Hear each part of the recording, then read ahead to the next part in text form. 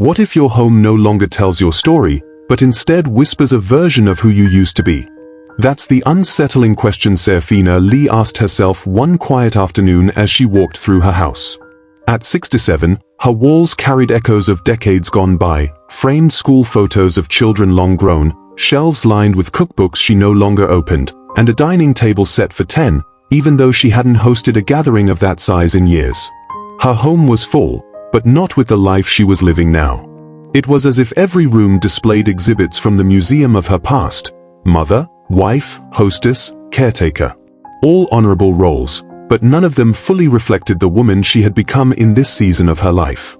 Seraphina felt an ache that wasn't about dust or clutter, it was about identity. A home should evolve with its owner, yet hers had frozen in time, quietly suggesting she still belonged to roles she had already outgrown.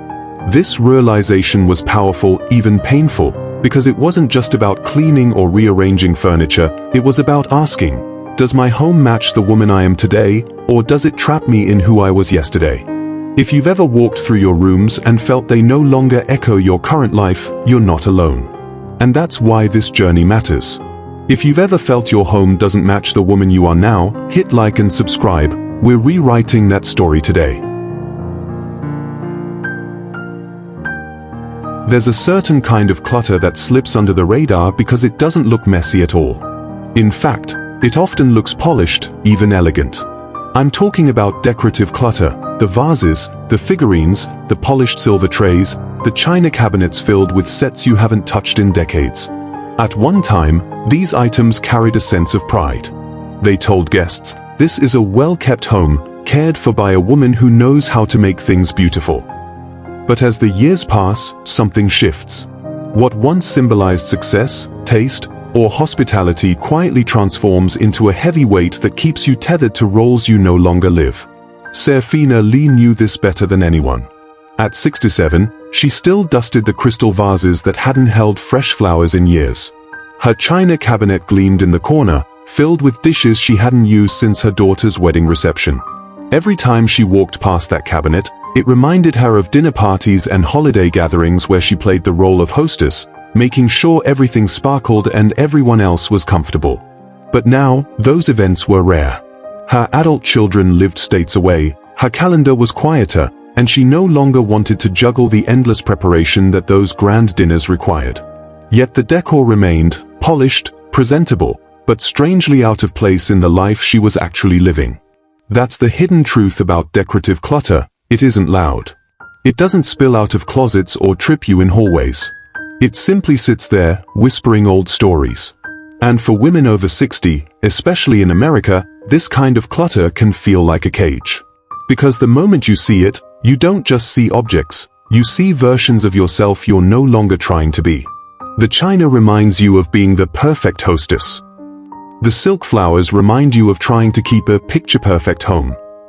The endless seasonal decorations remind you of years when your worth was measured by how beautifully you could entertain others. Here's the emotional hook. Decor that once made a woman proud can later make her feel trapped in a role she no longer plays. Seraphina realized her home wasn't dressed for her, it was dressed for guests who weren't coming anymore. And that discovery shook her. Maybe you felt that too. Maybe you've looked at a perfectly arranged room and felt no comfort in it, only a strange kind of distance, as if the space belongs to someone you used to be. If that resonates, pause and ask yourself, who am I keeping this for? Do I really love it, or do I just feel I should? Because decluttering isn't always about removing what looks messy. Sometimes, it's about freeing yourself from the expectations that live in your decor. And the moment you release those, you start creating a home that doesn't just look good, it feels like you. What about you? Do you still keep decorations for a life you no longer live? Tell me in the comments, I'd love to hear your story.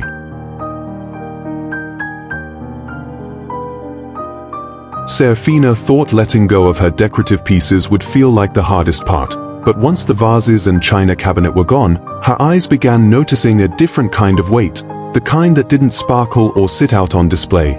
It was the hidden weight of projects she had tucked away for someday. In the corner of her sewing room sat a pile of fabric she once dreamed of turning into a quilt. At the time, she was full of energy, imagining long afternoons piecing it together while listening to her favorite old records. But years passed, arthritis made sewing more painful, and the pile never moved. Every time she saw it, she didn't feel joy. She felt unfinished. And it wasn't just the fabric. On another shelf, she found scrapbooks, still wrapped in plastic, with boxes of photos waiting to be sorted. Next to them, a half-knitted scarf where the yarn had gathered dust. None of it brought peace, only reminders of promises she had made to herself that she no longer wanted to keep. That's the painful truth about unfinished hobbies. They don't just sit quietly in the background. They whisper to you. They remind you of who you thought you'd be, and they accuse you of not following through. For women over 60, especially in America, this guilt is heavy because so much of life was shaped by doing, completing, and proving. But Seraphina began to realize something life-changing. A project left undone isn't failure, it's a sign that your priorities and passions have shifted. And you have the right to honor that shift. So instead of letting the guilt pile up, she donated the fabric to a quilting guild that made blankets for women in shelters. For the first time in years, she walked past that empty corner and felt peace instead of pressure.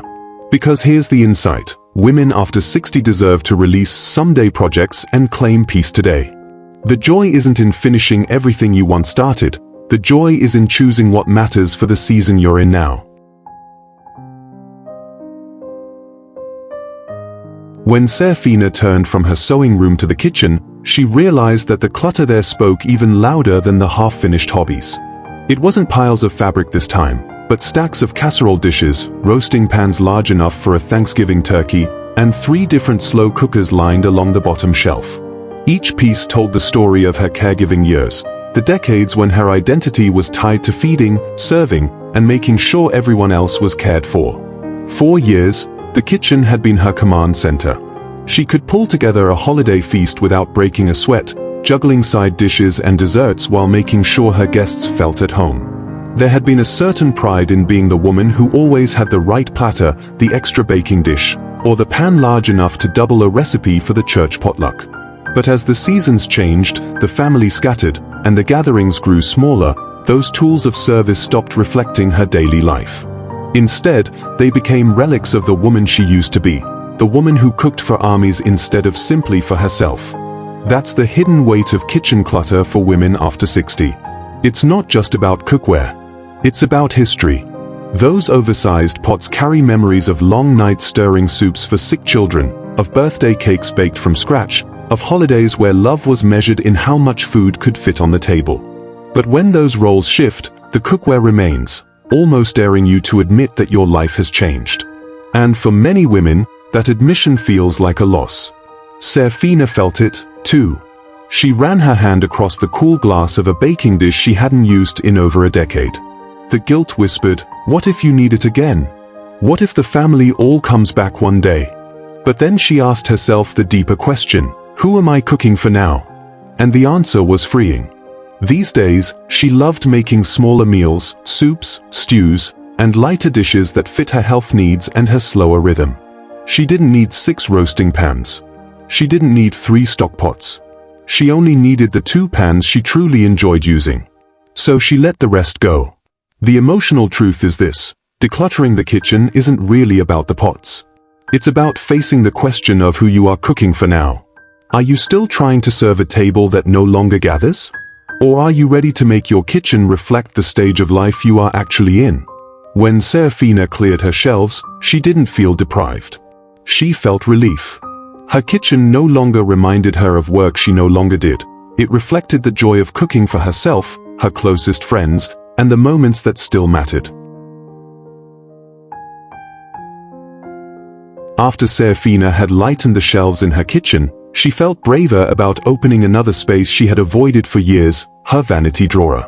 Unlike the china cabinet or the casserole dishes, this drawer wasn't about serving others. It was about how she once presented herself to the world. And in some ways, it was harder to face. Tucked inside were bottles of perfume, each with just a splash left, kept because they reminded her of anniversaries or important nights out. There were nail polishes in shades she hadn't worn since her working years, cherry reds, glossy corals, frosted pinks, all lined up like tiny soldiers, most of them hardened at the bottom. And then, wedged at the back, she discovered 3 nearly identical tubes of red lipstick. She held them up and laughed out loud, because she couldn't remember the last time she had actually worn lipstick. That laugh quickly shifted into something deeper. Because looking into that drawer felt like looking into a mirror of who she used to be. The young woman who wouldn't leave the house without spritzing perfume, the busy professional who touched up her nails for every meeting, the middle-aged hostess who dyed her hair 2 shades darker before holidays. These weren't just products. They were artifacts of rituals she had outgrown, rituals that had once made her feel polished and prepared. And yet, they had become clutter. Not because they looked messy, but because they belonged to seasons of her life she had already lived. Keeping them was like keeping a version of herself that no longer existed. That's when it hit her: your beauty changes, and your rituals can too. After 60, beauty isn't about keeping up with old habits that no longer feel right, it's about finding rituals that reflect the woman you are now. For Seraphina, that meant releasing the heavy perfumes that gave her headaches and instead keeping one light fragrance she truly loved. It meant saying goodbye to the dozens of dried nail polishes and choosing 2 gentle, neutral shades she actually enjoyed. It meant finally discarding the hair dye boxes and embracing the natural silver strands that had become her new crown. The drawer no longer accused her of not being who she used to be. It supported the woman she had become. And that shift brought a surprising kind of peace. So if you've ever opened a vanity drawer and felt a pang of guilt or nostalgia, ask yourself, do these items celebrate me now, or do they hold me hostage to who I used to be? Releasing them isn't letting go of beauty, it's choosing to define beauty on your own terms today. As Seraphina closed that drawer, lighter than she had in years, she noticed something else in her home. The shelves stacked with gifts she had never chosen but always felt obligated to keep. And she knew it was time to face the next burden. Gifts that had quietly turned into guilt. When Seraphina opened the cabinet and saw the rows of items she had never chosen for herself, the truth hit her harder than she expected. There was the sweater that never fit, folded neatly as if waiting for a day that would never come. The figurine she never liked but kept anyway because it came from a friend. The candle still sealed in its tin, a scent she couldn't stand. They were harmless objects on the surface, but together they formed a wall of quiet obligation. That's what makes gift clutter so heavy. It doesn't arrive because you want it, it arrives because someone else thought you should have it. And as women, we're trained from childhood to be gracious, to smile, to keep what we're given no matter how little it suits us. Over the years, that grace hardens into guilt. We hold on to things not because they enrich our lives, but because we fear rejecting the love that came with them. But here's the deeper truth Seraphina finally admitted. Keeping those gifts wasn't honoring anyone, it was erasing her own voice. I've been keeping other people's taste at the cost of my own space, she whispered. And she realized how much of her home was silently shaped by choices that weren't hers. Letting go of those items didn't erase the love or the friendship behind them. The sweater still carried the warmth of her cousin's intention. The figurine still held the thoughtfulness of the friend who bought it. The candle still reflected someone's attempt to care. But Seraphina understood something freeing. The love remains, even when the object leaves. So she released them. She let the sweater find someone it would truly warm, the figurine go to a home that would display it proudly, and the candle be enjoyed by someone who loved that fragrance. And instead of guilt, she felt lightness. Relief. Even joy. Because decluttering isn't about disrespecting the giver. It's about reclaiming your right to preference after decades of pleasing. It's about saying, I deserve a home filled with what reflects me, not what silences me. And that truth is where Seraphina stopped, not with a promise of the next thing to face, but with a newfound strength, the courage to let love stay while letting the object go. With age comes a certain wisdom, and one of the hardest truths is that not everything we've kept deserves to come with us into the next chapter. Seraphina understood this most deeply when she faced the boxes stacked in her hallway closet. They weren't filled with sweaters, or dishes, or decorations. They were filled with something far heavier, her own words and memories, pressed into paper. Letters from decades ago, diaries from her restless youth, journals from her busy middle years, and folded notes from her husband that still carried his handwriting like a living echo. These weren't clutter in the ordinary sense. They were emotional anchors. Each page she turned reminded her of a life already lived. A diary entry describing the exhaustion of young motherhood. A letter from a friend she hadn't spoken to in 30 years. A love note from her husband that both warmed her and broke her heart in the same moment. Unlike dusty decor or unused pans, these keepsakes didn't just sit silently. They pulled her back into other seasons, other identities, other emotions. Instead of grounding her, they left her scattered between timelines. This is the kind of clutter women rarely name. It doesn't fill a room, but it fills the mind. And for women over 60, especially in America, it can feel impossible to release. Because what if letting go of the paper means letting go of the story? What if the words vanish, and with them, the proof of a life well lived? But as Seraphina sat surrounded by those boxes, she discovered something vital. A woman's story doesn't disappear when paper leaves. It grows lighter when her heart holds the memory. She didn't need every diary to prove she had struggled and survived. She didn't need every letter to prove she was loved. The essence of her life wasn't bound in paper, it was alive within her. So she chose differently. She kept one box, a single container for her most treasured pieces, the letter that made her feel cherished, the diary that captured the wonder of becoming a mother, the journal that revealed her strength in years of trial. The rest she released, with care but without regret. The freedom was immediate. Instead of drowning in 1,000 pages of her past, she found clarity in her present. Her story hadn't been diminished, it had been distilled. If you're holding on to diaries, journals, or letters that weigh on you more than they warm you, ask yourself, do I need to keep every page, or would keeping the right ones be enough? Because your story isn't defined by stacks of paper. It lives in you. And sometimes the most dignified way forward is to hold on to the essence, not the excess. With time, a woman learns that not every possession grows with her. Some things, especially furniture, linger long after the season that gave them purpose has passed. Solid wood tables, heavy armoires, oversized recliners, these pieces were built to last, but durability is not the same as belonging. For many women over 60, the house still holds furniture that reflects lives of service, hosting, or partnership, not the quieter, more personal life they lead today. Seraphina Leigh faced this reality when she walked into her dining room. At its center stood a long rectangular table, beautifully made, polished, and still sturdy. For years it had been the heart of family gatherings, crowded with children, grandchildren, and neighbors. But now the chairs sat mostly empty, and the table itself seemed to stretch wider with silence. It no longer made her feel proud. It made her feel alone. What was once a symbol of abundance now exaggerated the absence of those seasons. In her living room, a recliner sat untouched, the one her husband had claimed as his favorite chair. It was comfortable, it was intact, but it was also a constant reminder of his absence. She had kept it for years because discarding it felt like discarding him. Yet, each time she looked at it, she didn't feel love, she felt stuck. And then there was the armoire upstairs, an heirloom that once impressed guests with its craftsmanship. Now it stood as a bulky keeper of linens and coats that no one used. Every reason she told herself to keep these pieces sounded practical. They were expensive, they still work, someone might need them one day. But none of those reasons reflected her present life. That's the deeper truth. Furniture doesn't just hold objects, it holds stories. And when the story no longer matches the woman, the furniture becomes a weight. The wrong pieces don't just crowd a room, they tell the wrong story about your life. Seraphina decided to rewrite hers. She sold the massive dining table and brought in a small round one that made her feel cozy and welcomed. She let go of the recliner and replaced it with a soft reading chair she enjoyed daily.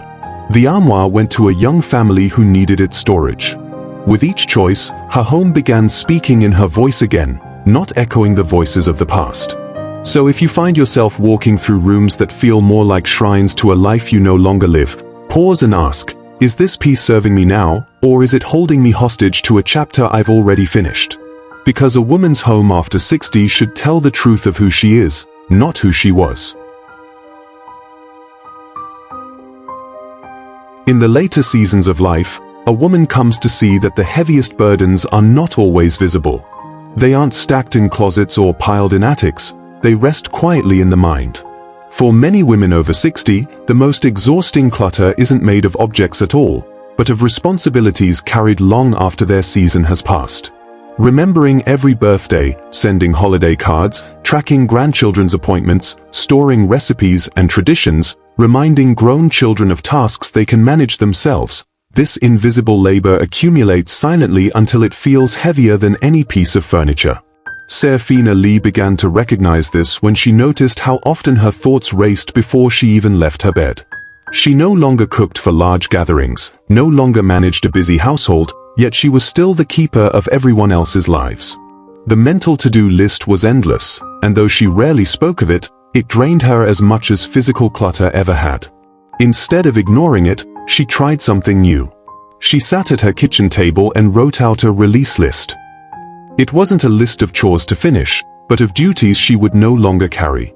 Reminding her adult children of their anniversaries. Coordinating gifts for the extended family.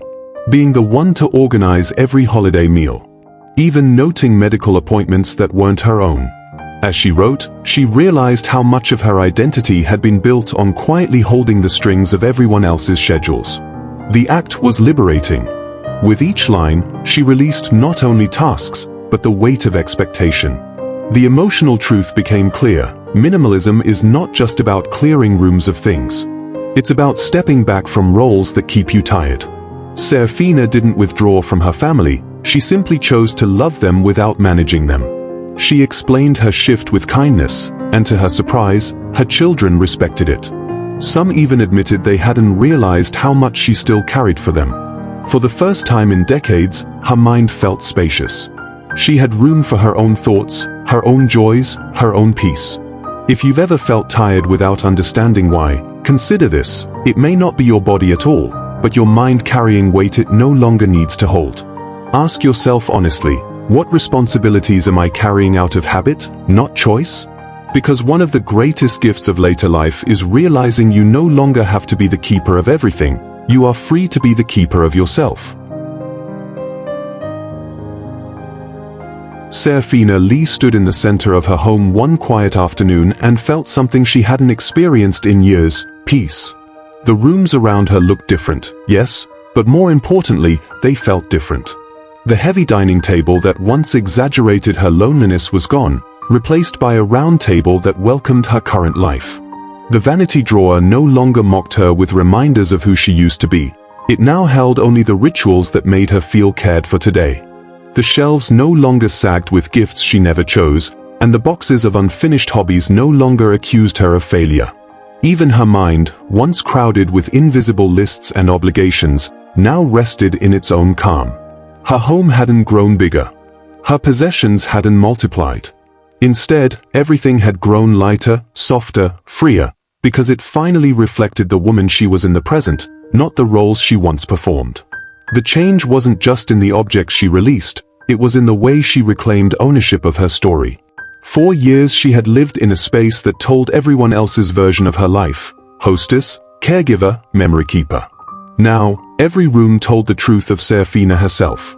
This is the power of mindful minimalism for women after 60.